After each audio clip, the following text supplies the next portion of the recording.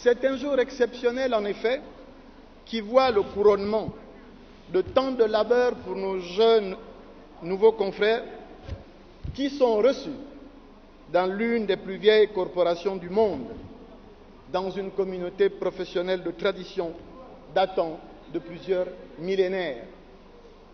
En effet, ils viennent de prêter serment devant l'effigie de notre ancêtre, de notre maître, médecin et professeur Hippocrate, qui est né en 460 et mort vers 370 avant Jésus-Christ.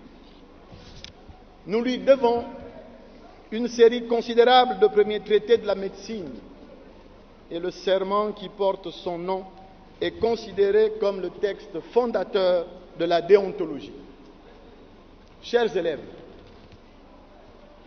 cet acte que vous venez de poser est très loin d'être une pure formalité ou encore un clin d'œil nostalgique au passé, encore moins une manifestation de ces fêtes folkloriques qu'aiment organiser les étudiants en médecine et qui pourraient accompagner la fin de leurs études médicales. Il met en avant des éléments aussi essentiels que l'intérêt primordial du malade, la probité du médecin ou encore le secret médical. Vous venez de prêter serment devant vos maîtres, devant les hommes vos semblables, d'exercer votre art avec probité, mais surtout et davantage symboliquement devant Dieu, que vous êtes exprimé, que vous avez appelé être suprême. Pourquoi et comment devant Dieu? Parce que le texte originel disait à peu près ceci, je cite, « Je jure par Apollon, médecin, par Asclépios, par Hygie, par Panacée, par tous les dieux et toutes les déesses, les prenant à témoin, que je remplirai, suivant mes forces et ma capacité, le serment et l'engagement suivant. Je mettrai mon maître de médecine au même rang que les auteurs de mes jours. Je partagerai avec lui mon avoir et, le cas échéant, je pourvoirai à ses besoins. Je tiendrai ses enfants pour des frères et s'ils désirent apprendre la médecine, je la leur enseignerai sans salaire ni engagement. La suite est pratiquement identique dans ses principes au texte actuel. À l'invocation adressée au dieu grec comme témoin, répond l'imprécation terminale qui constitue l'homme comme responsable d'une promesse sacrée. Le serment d'Hippocrate, chers collègues, chers confrères, garde une étonnante actualité. Il est intemporel. Il sollicite un engagement responsable et exigeant de la part de celui qui le prête. C'est l'engagement du sujet éthique, dont la vie elle-même, dont les forces et les capacités de discernement sont au service d'un art dédié au bien du malade, au respect de la vie, au partage d'un savoir maîtrisé, dans le respect de ce qui reste secret et qui doit rester secret. Mes jeunes nouveaux confrères, et vous aussi, chers collègues, toutes générations confondues, la médecine, notre métier, notre profession, est un art qui s'est progressivement organisé depuis les temps immémoriaux, avec rigueur, générosité, mais surtout avec comme souci principal le bien-être du malade. Les progrès historiques de la pratique en tant que discipline scientifique a pu être initié, maîtrisé en partie parce que la connaissance est intarissable et infinie. Le rappel récurrent des origines a toujours été un moyen de renforcement de l'autorité d'une communauté professionnelle très honorable et respectueuse en principe d'une noblesse d'éthique. Puissent toutes les valeurs contenues dans ce serment ne jamais prêter à sourire au moment où elles seraient relevées au rang de chimères ou de sentiments nostalgiques d'un passé historique. Mesdames et messieurs, la médecine est un sacerdoce.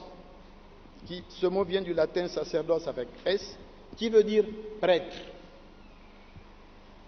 Voici pourquoi il est fait mention du terme vocation. Et dans les premiers temps en Occident, le clergé était chargé de sauver des âmes, mais aussi des corps. Et plusieurs monastères ont été les premiers hôpitaux.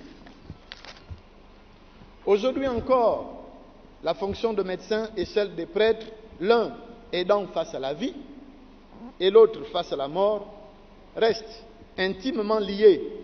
Il est des patients qui se confessent à leur médecin, tandis que d'autres partent en pèlerinage pour trouver la guérison.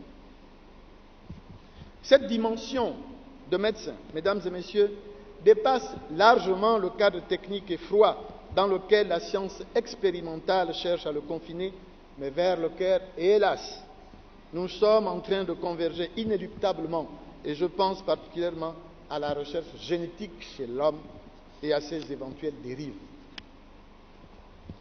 Mais nous avons encore tous cette chance, chers collègues, chers confrères, d'être des praticiens d'une médecine capable de réconcilier le corps et l'esprit, l'homme et la nature, la science et la foi, dans une Afrique en pleine mutation de ses valeurs. Apprendre la médecine, c'est aussi apprendre à aimer les hommes et à les soigner dans le respect d'une nature qui leur a donné la vie et qui un jour la leur reprendra. Messieurs, Madame les ministres, chers collègues, confrères, honorés invités, la médecine, en fait, n'est pas chose difficile pour qui sait observer et qui sait aimer. À nos yeux, la volonté commune aux médecins du corps et à ceux de l'âme de soulager la souffrance humaine, comme disait Patrick Chan, est une qualité plus précieuse pour qui veut devenir thérapeute que la plus vaste des éruditions. Chers élèves, néanmoins devenus aujourd'hui chers confrères, serez-vous réellement en mesure d'honorer le serment que vous venez de prêter avec autant de solennité devant cette assemblée, à savoir respecter le devoir essentiel qui se dégage de votre engagement, l'intérêt du malade, de cet autre comme vous-même qui souffre? Serez-vous disposé à tenir ces différentes promesses magnifiques tout au long de votre parcours professionnel, vous rappelant que vous venez de dire ceci, je cite, que les hommes m'accordent leur estime si je suis fidèle à mes promesses, par contre, que je sois couvert d'opprobre et méprisé de mes confrères si j'y manque. C'est vous qui venez de le prononcer. Voilà la couronne que vous porterez sur votre tête, à savoir l'estime, seulement si vous êtes fidèle à votre profession de foi, et la condamnation morale qui vous guette et vous poursuivra si vous déshonorez votre métier. L'exercice moral auquel je viens de vous soumettre, à vous, nos élèves, je nous la soumets également à nous, vos aînés. Pour les nouveaux, pour que vous vous appropriez avec gravité les nobles principes qui sont contenus dans l'acte que vous venez de poser.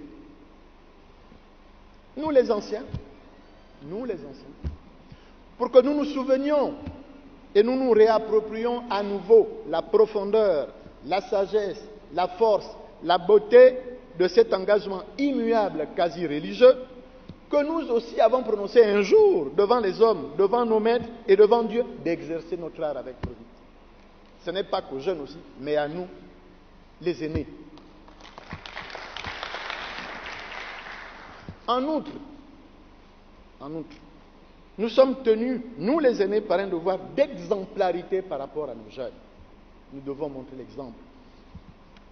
Les praticiens que nous sommes devons avoir en mémoire que la réception que nous offrons à nos patients, le regard que nous leur portons, le temps que nous leur consacrons, l'écoute que nous leur réservons est analysée par eux, et leurs commentaires et leurs critiques nous reviennent parfois dépouillés du superflu, comme dans un reflet de miroir qu'ils nous tendent pour nous regarder tels que nous sommes, c'est-à-dire avec nos qualités, avec notre savoir-être et notre savoir-faire, mais aussi avec nos faiblesses, nos défauts qui ternissent notre image, notre serment et leur fait croire à un serment d'hypocrite. Chers collègues, rassurez-vous, je ne vais pas nous flageller. Juste rappeler que nous voici arrivés, nous, enseignants, au terme d'un contrat moral, celui d'avoir dispensé la médecine, et cela parfois dans des conditions délicates, aux enfants symboliques de nos maîtres, comme nous l'avons un jour juré. Au-delà de certaines insuffisances qui ont émaillé ce cheminement, nous avons conduit avec responsabilité, dévouement, avec patriotisme, je crois, je pense et je l'affirme, des devoirs multiples et annexes qui nous ont été confiés par la République pour arriver à ces résultats très honorables, à ce bel aéropage de médecins ici présent devant nous. Je nous félicite.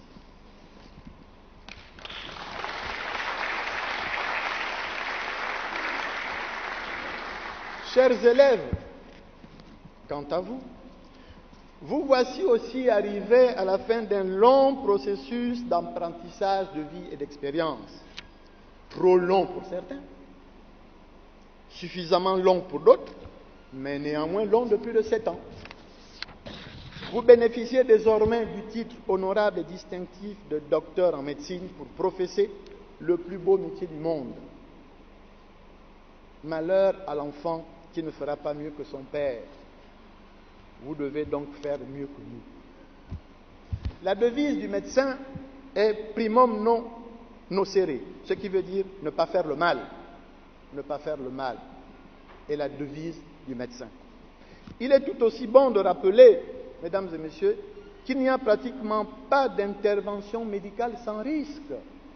Sans risque. Les médecins sont souvent trop coiffés au pilori.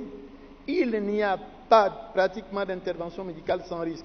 Et le respecter trop scrupuleusement conduirait à l'inaction elle-même dangereuse. Le souci, en fait, nous les médecins, c'est d'être proportionné au risque engendré par la maladie, présent ou à venir. Voilà pourquoi l'entraide médicale, la concertation, la demande d'avis et de conseils, la médecine collégiale s'avéreront parfois indispensables. Ne restez pas seul dans votre coin. Si vous avez des difficultés, interpellez votre collègue, vos maîtres.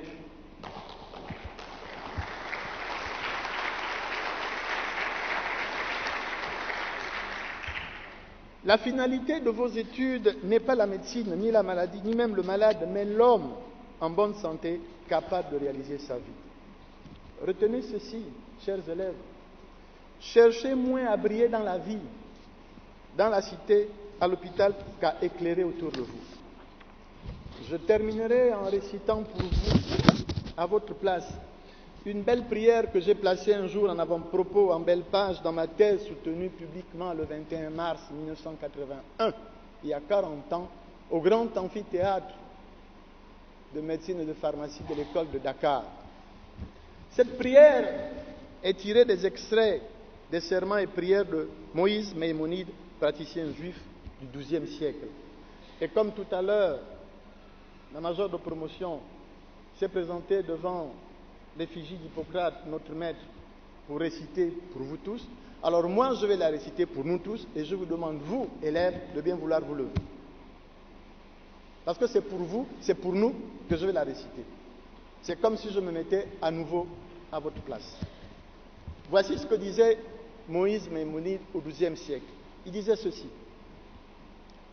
Ô Dieu, ta providence éternelle m'a désigné pour veiller sur la vie et la santé de tes créatures. Puisse l'amour de mon art en tout temps me guider, que ni l'avarice, ni la cupidité, ni la soif de gloire, ni le désir d'une grande réputation n'engagent mon esprit, car les ennemis de la vérité et de la philanthropie pourraient aisément me leurrer et me rendre oublieux du but élevé qui doit être le mien et qui est de faire du bien à tes enfants. Puissais-je ne jamais voir dans le patient autre chose qu'une créature qui souffre. Accorde-moi, Seigneur, la force, le temps et l'occasion de corriger sans cesse ce que j'ai acquis et d'en constamment élargir le domaine, car la connaissance est immense et l'esprit de l'homme peut indéfiniment s'étendre pour s'enrichir chaque jour selon des exigences nouvelles. Il peut aujourd'hui découvrir ses erreurs d'hier et demain obtenir des clartés nouvelles sur ce dont il se croit aujourd'hui fermement assuré. Ô Dieu, tu m'as désigné pour veiller sur la vie et sur la mort de tes créatures. Me voici prêt à répondre à ma vocation. Il ne me reste plus qu'à vous souhaiter une belle, longue, très longue, excellente et généreuse carrière. En dernière recommandation, je dirais que si vous honorez votre serment, si vous méditez cette prière assez souvent, pour en respecter et suivre le fil conducteur tout au long de votre vie professionnelle, alors vous tisserez. Vous tisserez une couronne de laurier de gloire qui ornera votre souvenir lorsque le temps immortel n'aura plus d'existence pour vous. On se souviendra de vous en disant « il était un bon médecin ». Vous tisserez une couronne de gloire et de laurier qui ornera votre souvenir lorsque le temps immortel n'aura plus d'existence pour vous. Que le maître des temps, des mortels et des immortels, que le plus grand médecin de l'univers vous accompagne. Mesdames et messieurs les ministres, chers collègues, ainsi s'achève ce dernier enseignement. Je vous remercie.